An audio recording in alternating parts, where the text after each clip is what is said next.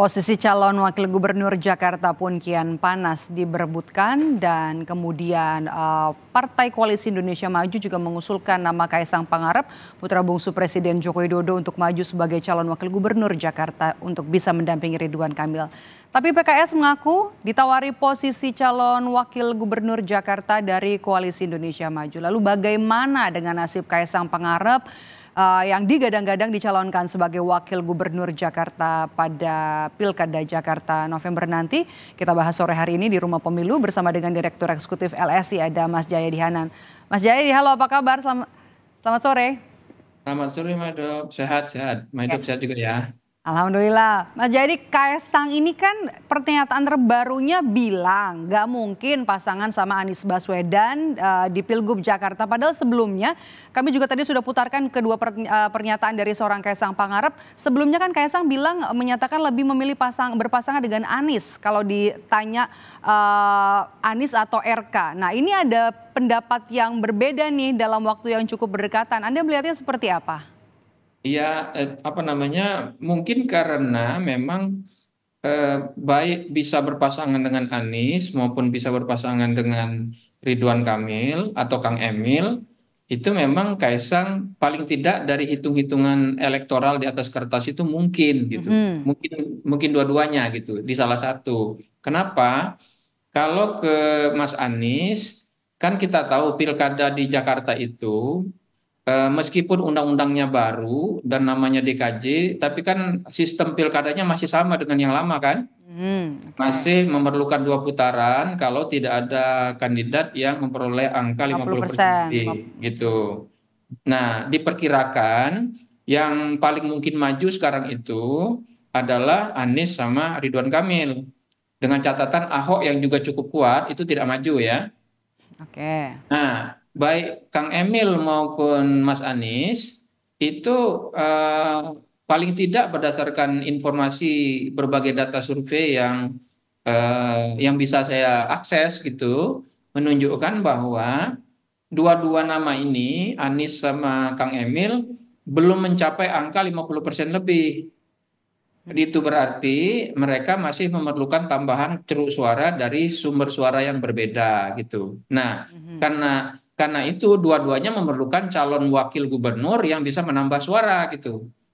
Nah, sumber tambahan suara untuk Anies itu pertama kemungkinan dari basis PDIP kan.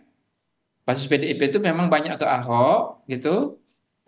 Tapi dengan Ahok mungkin tidak maju, maka eh, dengan bergabung dengan PDIP mungkin Anies kalau wagubnya dari PDIP mungkin Anies bisa menambah ceruk suara baru. Demikian juga Anies bisa menambah ceruk suara baru kalau bersama Kaisang gitu. Karena kan beda tuh ceruk suara atau basis suara Anies dengan Kaisang ya. Kaisang itu banyak loyalis Jokowi, sementara Anies kan punya basis sendiri dari PKB, PKS maupun dari Nasdem seperti yang ditunjukkan oleh Pilpres di Jakarta, di Pilpres di wilayah Jakarta. Nah, tinggal nanti mereka harus menganalisis mana yang lebih mungkin menambah suara untuk Anies, apakah mencari ceruk suara dari basis PDIP atau dari Kaisang gitu ya. Eh, Dua-duanya masih mungkin menurut saya, meskipun ada yang bilang jangan ke Kaisang karena kalau ke Kaisang nanti menggerus suara Anies. Ya itu mungkin aja, tapi belum tentu juga kan Oke. gitu karena Kaisangnya dijadikan nomor 2 kan bukan nomor 1 itu Oke. satu. Dengan Ridwan Kamil juga sama. Ridwan Kamil karena suaranya pada saat ini belum aman di angka 50% lebih. Ridwan Kamil kalau memang mau maju di Jakarta itu harus menambah ceruk suara. Nah, sumber ceruk suara Ridwan Kamil itu selain sama mungkin dari PDIP bisa juga dari kalangannya sendiri, yaitu Kaisang kan. Kaisang kan sebetulnya secara politik satu kubu kan sama Ridwan Kamil karena sama Golkar, Gerindra, dan PSI yang diperkirakan akan tetap bergabung di Pilkada DKI Jakarta gitu. Nah, Oke. tinggal nanti dianalisis apakah karena Kaisang memang sudah satu kubu dengan Ridwan Kamil, apakah Kaisang kalau dimajukan jadi cawagup itu akan menambah suara buat Ridwan Kamil atau tidak? Oke. Apalagi kalau ternyata misalnya lawan mereka Anies ternyata misalnya bergabung sama PDI Perjuangan. Nah, itu kan harus dihitung secara lebih cermat. Jadi Oke, kalau ada perubahan-perubahan mungkin karena hitung-hitungannya itu oke. tipis-tipis bedanya mungkin. Hmm. Mas Jayadi, Golkar kan bilang ya approval rating seorang Ridwan Kamil di Jawa Barat itu kan cukup tinggi. Jadi masih masih agak ragu sepertinya Golkar untuk mengusung Ridwan Kamil nanti sepenuhnya ke Pilkada Jakarta. Pun juga ada opsi Kaisang akan dimajukan jadi calon gubernur Jakarta kalau merujuk hasil pertemuan antara Prabowo dengan pimpinan Koalisi Indonesia Maju. Apakah itu Anda lihat sebagai jalan tengah jika RK nanti batal maju di Pilgub Jakarta? Ya, Kaisang yang maju? kalau kalau apa namanya di Jakarta, Mhm. kalau Ridwan Kamil mau dimajukan, memang bagi Golkar harus ada hitung-hitungan yang lebih pasti bahwa Ridwan Kamil kemungkinan menangnya sangat besar, minimal sama besarnya dengan kemungkinan menang di Jawa Barat gitu. Kalau tidak, bagi Golkar ya sebagai partai yang menaungi Ridwan Kamil, karena Ridwan Kamil adalah kadernya Golkar saat ini, maka Golkar tentu kan tidak mau kalau kalau Ridwan Kamil dimajukan di Jakarta, berarti di Jawa Barat Golkar kan tidak punya kader yang sekuat Ridwan Kamil kan? Mhm. Itu berarti kemungkinan Golkar kehilangan Jawa Barat.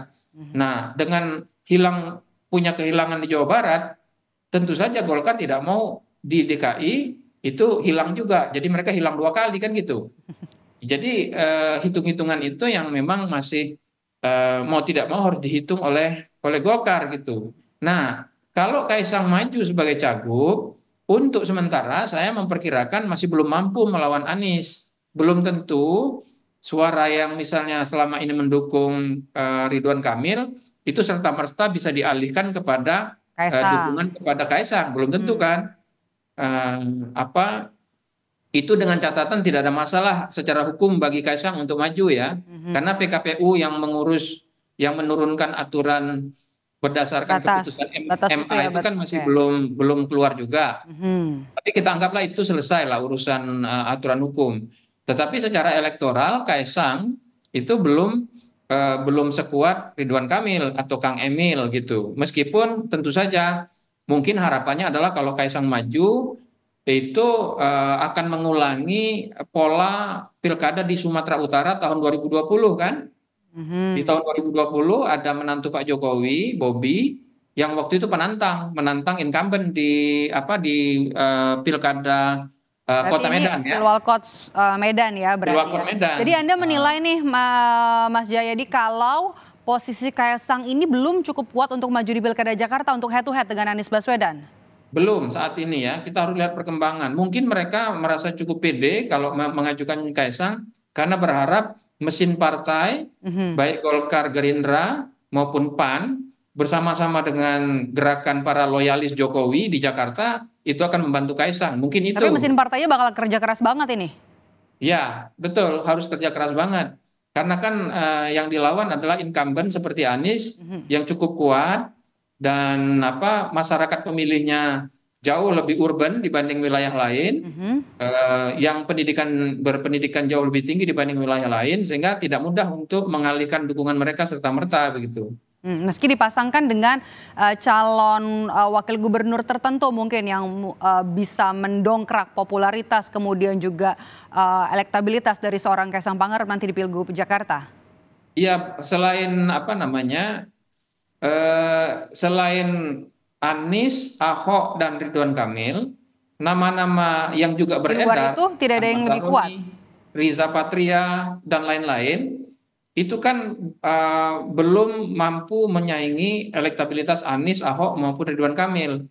Kaisang apalagi. Jadi kalau misalnya Kaisang dipasangkan dengan nama yang masih jauh jaraknya dengan Anies maupun Ridwan Kamil, Mhm. yaitu belum tentu akan bisa bisa menyaingi secara kompetitif begitu. Mhm, oke. Dan waktu kan tinggal sedikit, sebenarnya tinggal 5 bulan ya sampai 27 November. Apakah itu cukup? Nah, itu yang harus jadi, yang pasti akan jadi pertimbangan. Mhm, oke, oke, Mas Jayadi, kita bergeser nih sekarang ke PKS.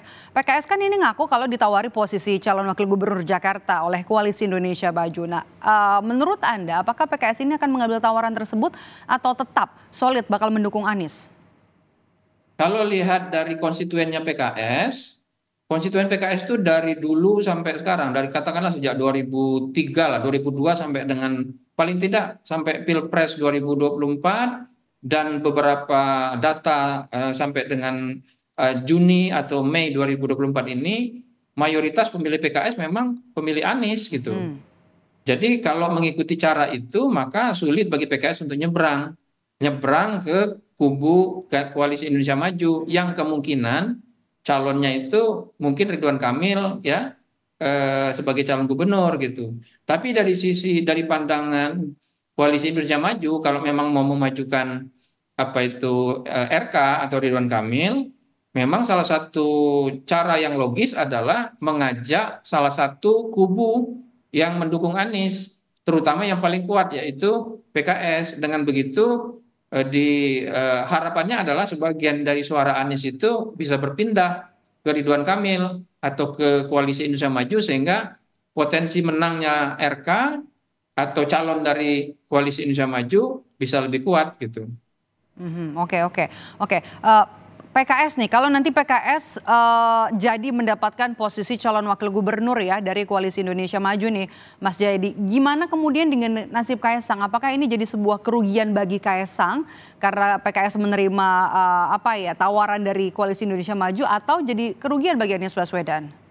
Ya belum tentu begitu. Bisa jadi kalau PKS benar-benar menyeberang ke Koalisi Indonesia Maju berpasangan RK, bisa jadi Anies mengambil langkah yang lain kan, langkah kuda-kuda juga. Oke. Yaitu misalnya mengambil Kaesang. Kan bisa kan? Oke. Artinya Nah, kan yang akan dipertarungkan nanti bukan hanya basis Golkar, basis Gerindra dan PAN ya, yang di Koalisi Indonesia Maju. Tapi jangan lupa masih ada para loyalis Jokowi yang berada di Jakarta. Kan yang diharapkan mendukung Kaesang itu kan para loyalis Jokowi bersama PSI kan. Nah, Ya. kalau Anies mengambil langkah kuda-kuda itu ditinggalkan oleh PKS lalu Anies mengambil Kaesang, pertarungan akan menjadi tetap seru. Termasuk juga nanti perubahan peta politiknya ya untuk PDI Perjuangan juga. Apalagi kalau PDI Perjuangan bergabung sama Anies misalnya. Dengan adanya Kaesang? Nah, dengan adanya Kaesang bisa jadi PDI, jadi masih banyak kemungkinan ya, masih banyak kemungkinan yang akan terjadi. Kalau Kaesang bersama Anies bisa jadi kemudian PDIP tidak mau kan, karena mereka masih sulit untuk menerima kenyataan bahwa Jokowi berpaling dari mereka pada Pilpres yang lalu, sehingga bisa jadi pertarungannya jadi menarik. PDI malah bergabung dengan Prabowo nanti. Bergabung dengan Koalisi Indonesia Maju kan untuk mendukung Ridwan Kamil. Pilkada Jakarta ya. Oke. Jadi memang tapi itu semua masih mungkin. Kenapa? Jangan lupa, walaupun ini Jakarta yang memang seringkali menjadi barometer politik nasional, tetapi bagaimanapun Pilgub Jakarta itu kan walaupun disorot secara nasional, tetap aja Pilgub di lokal kan. Jadi dinamika koalisi, dinamika politik di tingkat nasional seringkali tidak sama dengan dinamika politik di tingkat lokal. Karena figur-figur yang potensial bertarung di tingkat lokal itu tidak selalu sejalan dengan pembagian koalisi oposisi di tingkat nasional. Nah, itu bisa tercermin nanti di Pilgub Jakarta ini. Oke, dinamikanya juga masih terus terjadi, termasuk juga setelah pernyataan dari seorang Kaesang Pangarep yang menyebut kalau ia dan Anies berbeda. Lalu siapa nanti yang kemudian akan serius melaju di pemilihan gubernur Jakarta, kita masih nantikan siapa-siapa saja nama yang akan diusung oleh partai politik, sejumlah koalisi partai untuk maju menjadi gubernur Jakarta meskipun statusnya tidak lagi menyandang sebagai ibu kota. Terima kasih sudah bergabung bersama kami Mas Jayadi Hanan, Direktur Eksekutif LSI. Sehat selalu Mas Jayadi.